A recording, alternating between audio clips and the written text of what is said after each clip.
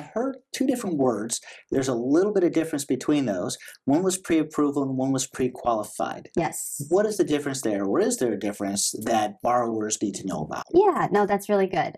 So pre-qualified comes first, and that's just when we're talking about your situation. I'm asking you about your income. We're talking about where you've worked for the last couple of years. We're pulling the credit scores. We're asking a few other questions there.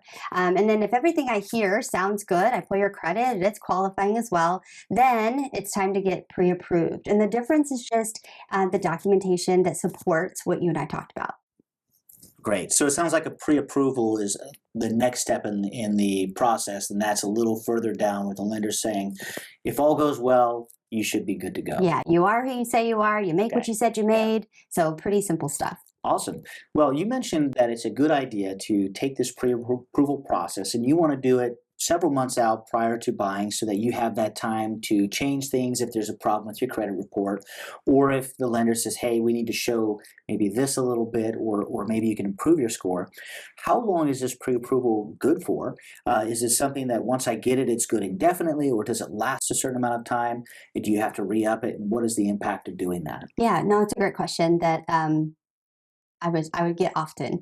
Really, it's as good as long as you want to keep it open. And what I mean by that is, if you have a good relationship with your loan officer, then it's a matter of like, has your financial situation changed? I literally have worked with people who kept that pre-approval open for a year or more because let's just say they weren't in a super hurry to buy or the timing wasn't right for them. The credit piece will expire after 90, 120 days, depending on, the lender that you're working with. But that's something you can pick up along the way. But otherwise, if your financial situation kind of stays the same, then it doesn't necessarily have an expiration. So, but if things change along the way as well, then you want to let your loan officer know those things so we can adjust your pre-approval accordingly. So let's say you got a raise at work, and we had you pre-approved for $350,000. And then I'm just touching base, checking in, how's the home search going, find anything in your that's really piquing your interest, and you're like, man, not so much, or having a really hard time, finding houses in my price range. Well, then I might ask you questions like, well, any chance like you're going to get an increase in your income, or going to have a debt paid off? Looks like this balance is kind of low, so that we can kind of work together to maximize that buying power that you're trying to get. So good communication is key.